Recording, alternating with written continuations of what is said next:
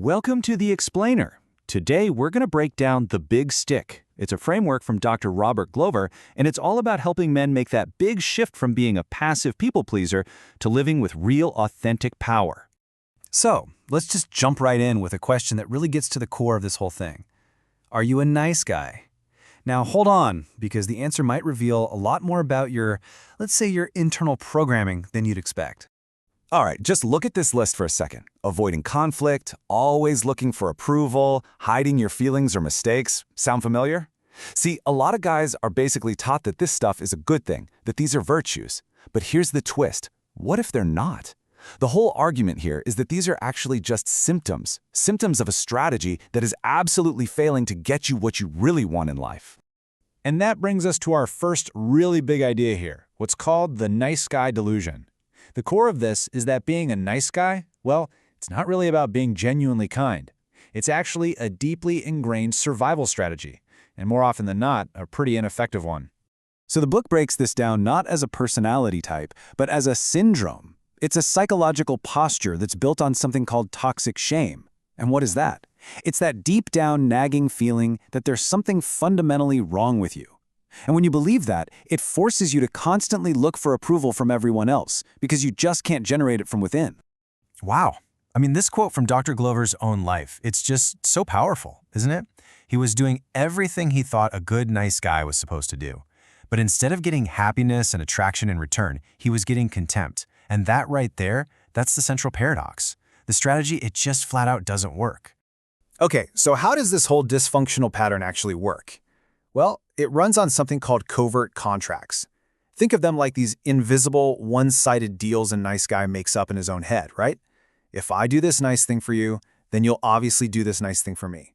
But here's the kicker. The other person has no idea they've even signed up for this deal.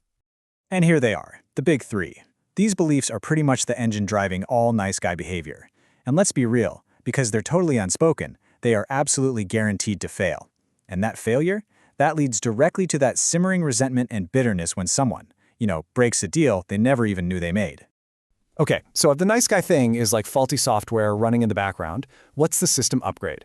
Well, the book presents this really powerful alternative, an archetype called the integrated man.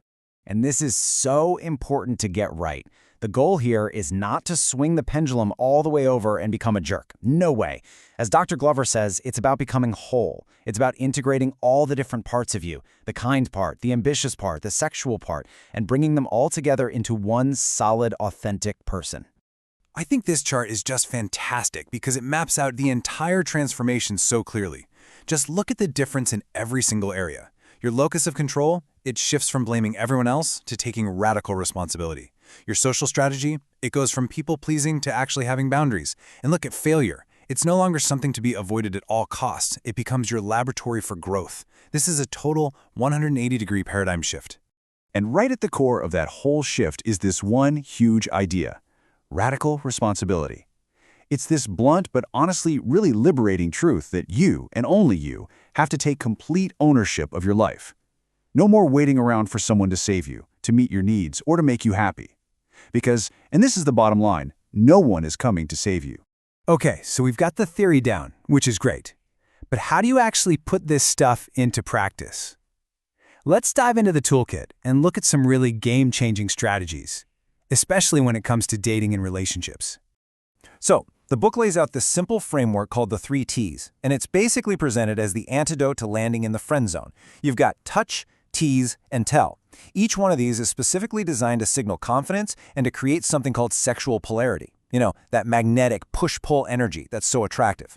It's all about moving the interaction out of the platonic and into something more.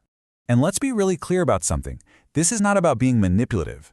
It's about taking off that nice guy mask and just showing up with clear, unapologetic intent. The argument is that this kind of confident leadership is actually an authentic expression of masculine energy, and that's what makes it so incredibly attractive. Right. But you might be thinking, that's great, but I don't feel that confident. Well, that's where this 3-step tool comes in. It's designed to literally rebuild your confidence from the ground up. So instead of just letting your anxieties run the show, you're supposed to treat them like a scientific hypothesis. Go out there and test them against actual real-world evidence. Okay, let's talk about something the book is absolutely insistent on: This is not a solo mission. You can't do this work alone. And frankly, you shouldn't even try. Making this kind of transformation absolutely requires a support system. Yeah, that whole myth of the lone wolf hero, this quote just completely dismantles it. The book argues that if you look at history, male survival and success has always depended on being part of a team, part of a tribe. Going it alone isn't a sign of strength. It's a one-way ticket to stagnation. And here's exactly why that connection is so critical. Remember that toxic shame we talked about at the very beginning? Well, that stuff is like a mushroom. It grows in the dark and thrives in silence. The single most powerful way to kill it is to drag it out into the light with other men you trust. And that's not weakness. It's reframed as a profoundly strategic act of courage. All right, so let's start to wrap this up. Where does all of this lead? What's the ultimate takeaway from this whole framework? I think this really says it all. The path isn't from nice guy to jerk. That's not the goal at all. It's from being this fragmented, approval-seeking person to becoming an integrated, authentic, whole man. It's not about becoming someone else. It's about piecing together who you already are. And this right here, this is why the nice guy strategy is doomed to fail. Because chasing approval from the outside, from your partner, your boss, your friends, whoever, even when you get it, it's a hollow victory. Real success, as it's defined here, is about fulfillment, and that can only ever come from the inside. So, in the end, this whole thing doesn't just wrap up with a nice, tidy conclusion. Nope.